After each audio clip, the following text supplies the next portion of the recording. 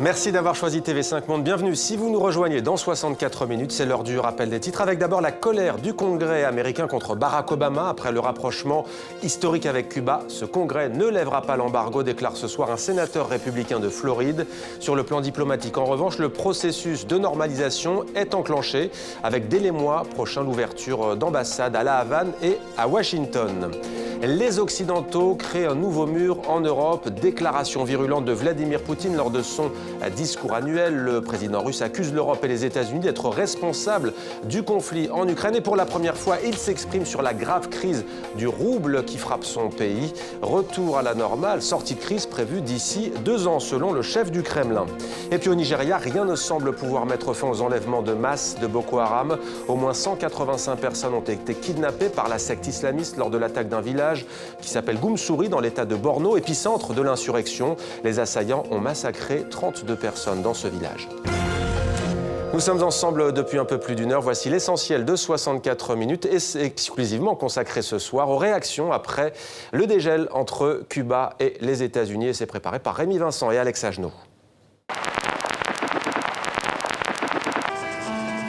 Voici le retour des héros de l'anti-impérialisme, retransmis en direct par la télévision cubaine sur fond de musique solennelle.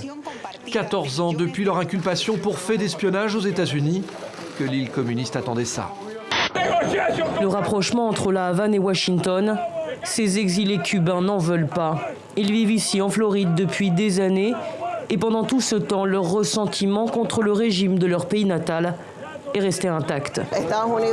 Les États-Unis sont une grande puissance. Ce pays doit continuer à se comporter comme tel. Je pense qu'Obama est en train de baisser son pantalon. Mais aujourd'hui, les Cubains rêvent d'un grand bond en avant. Mais pour la première fois, ils peuvent aussi crier leur joie de se rapprocher des Américains, seulement distants de 170 km, et pourtant si loin, pendant 50 ans.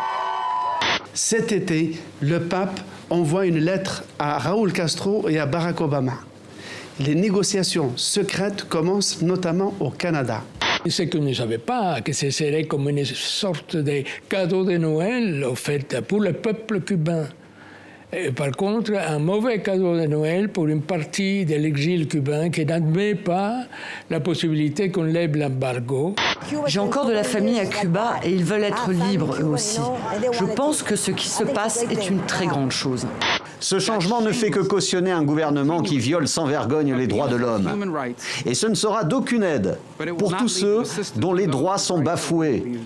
L'administration Obama fait une nouvelle concession à la tyrannie. La première chose qu'il faut savoir, c'est que ce qui existe toujours depuis des décennies, 5 décennies, c'est le blocus antérieur castriste.